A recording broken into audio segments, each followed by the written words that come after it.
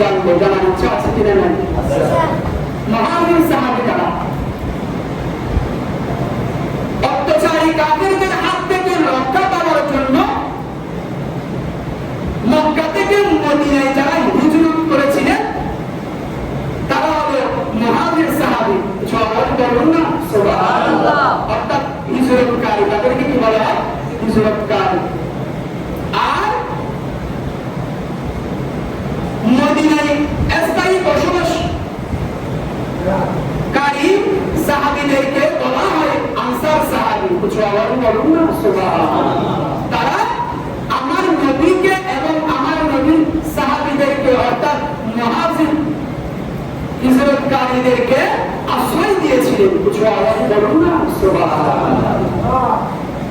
তাহলে মক্কা থেকে কাফেরদের অত্যাচারে, কাফেরদের মৃত্যুর ভয়ে, কাফেরদের অত্যাচার জুলুমি নিপীড়ন এগুলো থেকে বাঁচার জন্য যারা আমার নবীর সাথে মক্কা থেকে মদিনায় চলে আসলেন তাদেরকে বলা হয় মুহাজির অর্থাৎ হিজরতকারী। আর যারা মদিনার মধ্যে স্থায়ী সাহাবী, তারা মক্কা থেকে যারা এসেছে তাদেরকে আশ্রয় দিয়েছিলেন। সেজন্য মুহাজির শব্দের অর্থ হলো হিজরতকারী, আর আনসার শব্দের অর্থ হলো সাহায্যকারী। মক্কা থেকে যারা এসেছিল তাদেরকে ওই মদিনাবাসীদের মধ্যে যারা আশ্রয় দিয়েছিল তাদেরকে বলা হয় আনসার। আনসার শব্দের অর্থ হলো সাহায্যকারী। তারা আমার নবীকে এবং আমার নবীর সাথে যারা আসছিল তাদেরকে সাহায্য সহযোগিতা করেছিলেন, তাদেরকে আশ্রয় দিয়েছিলেন। বলুন না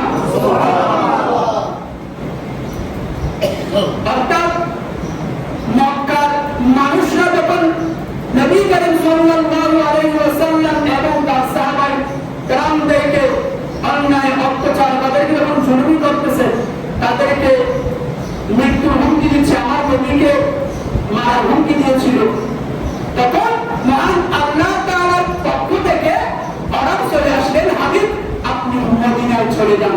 তখন আমার নবী সাহাবায়ে কেরামদেরকে নিয়ে মক্কা থেকে মদিনায় চলে আসলেন। বলুন না সুবহানাল্লাহ। আর আমার নবী এদিকে মক্কার অত্যাচার, মক্কার জুলুমি এগুলো থেকে, মৃত্যু থেকে বাঁচার জন্য যখন আল্লাহ তাআলার আদেশ আসলো, আমার নবী যখন চলে আসলেন মদিনার মধ্যে এসে দেখেন ভিন্ন বিষয়। অর্থাৎ মক্কার মধ্যে আমার নবীকে অন্যায় অত্যাচার, জুলুমি এবং মৃত্যু হুমকি দিচ্ছে, আর মদিনাবাসীরা আমার নবীকে পেয়ে তারা খুশি উদযাপন করতেছে। বলুন না তারা আমার নবীকে পেয়ে বলে আলবাদুল আলাইনা মিন দানিয়াতিল বিদাই বলে বলে তোর মতো বক্তব্য কি আছে, ও তখন বাজে বাজে বলতে লাগলেন